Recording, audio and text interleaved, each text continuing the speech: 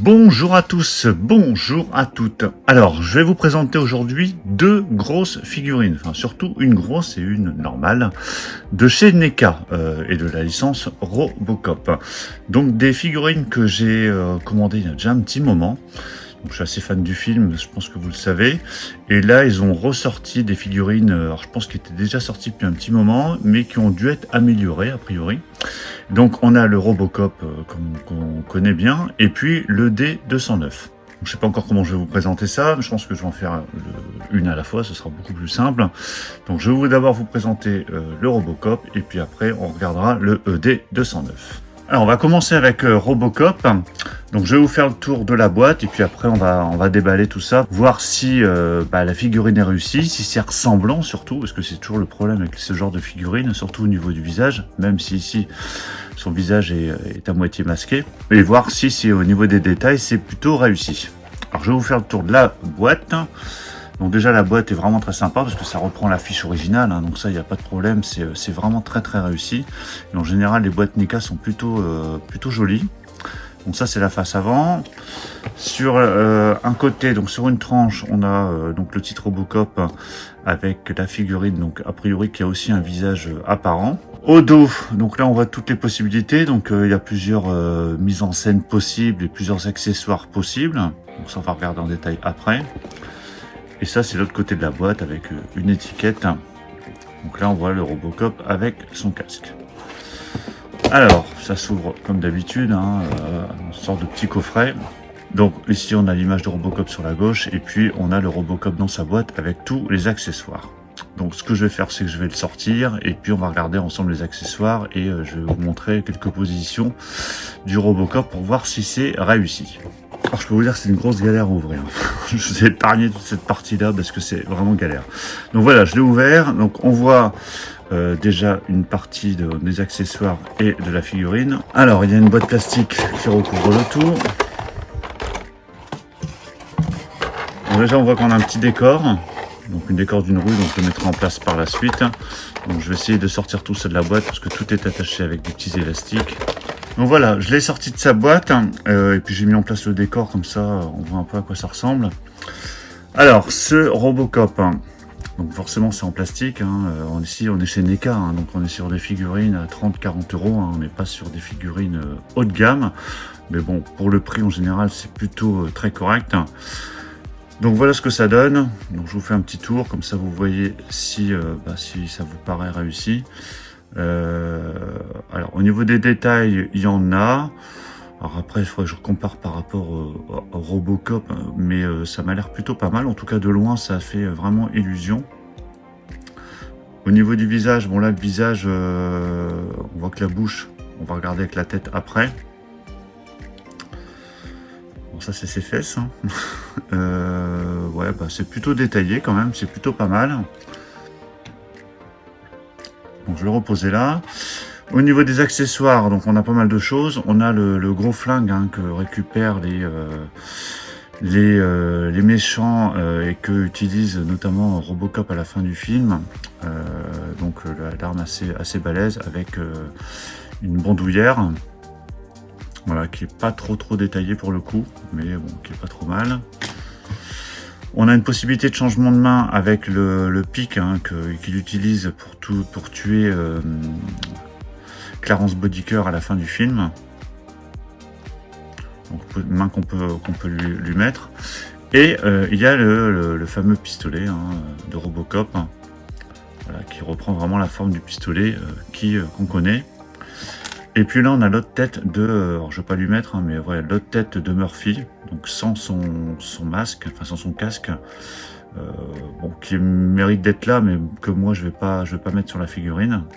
Et il y a ça aussi, alors ça je ne savais pas ce que c'était, mais a priori c'est un truc qu'on peut rajouter au pistolet. Alors ça se met au bout du pistolet, je pense que ça donne l'illusion d'un coup de feu. On le voit ici sur la photo. Bon, c'est pas terrible, je vois pas l'intérêt de ce truc, mais bon, je le mettrai pas. Mais voilà, en tout cas, c'est présent également. Donc voilà pour la figurine de Robocop avec ses accessoires. Donc déjà, dans les commentaires, vous pouvez me dire ce que vous en pensez. Et puis je vais déballer le ED209. Le D209, donc voilà la grosse boîte, elle est vraiment balèze quand même, vraiment très grande. Voilà, quand je mets la boîte de l'autre figurine à côté, donc au niveau de la hauteur c'est à peu près la même chose, mais voilà, ça fait quasiment c'est 30-40% plus large que l'autre boîte. Alors au niveau de la boîte, au niveau de la déco, donc là forcément c'est une image, une illustration, donc on voit le D209 devant les bureaux OCP. Voilà, avec donc le D209. Sur le côté, donc on voit la figurine.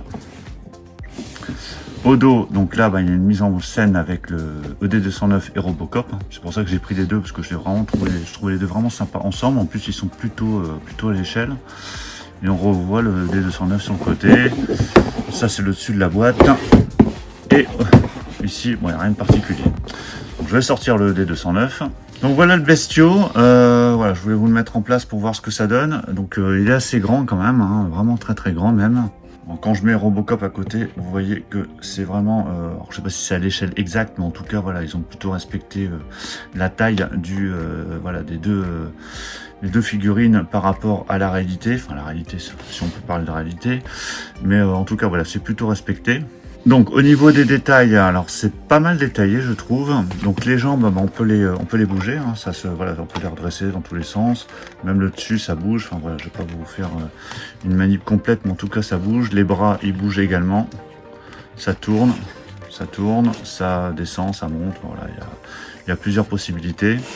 Donc je vais vous montrer en détail quand même ce que ça donne. Donc c'est pas mal détaillé quand même, c'est vraiment bien sympa.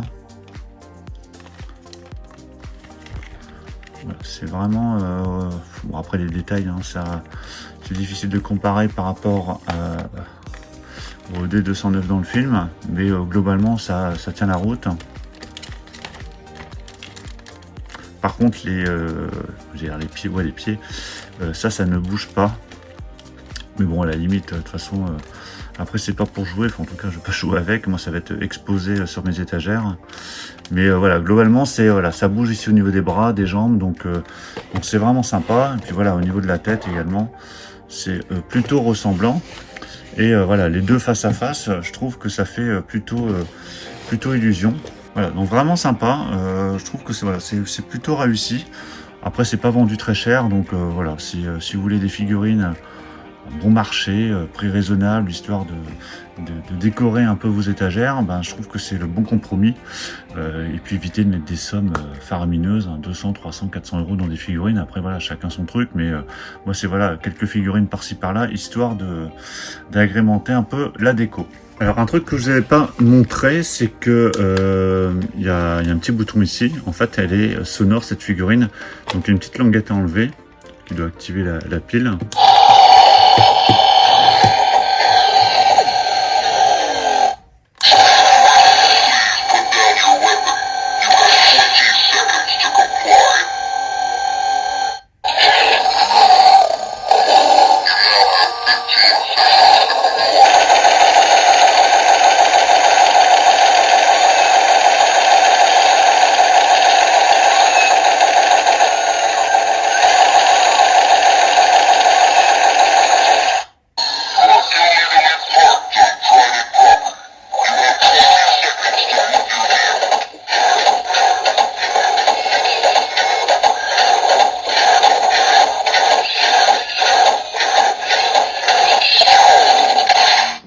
Donc voilà pour la présentation de ces deux figurines NECA de Robocop.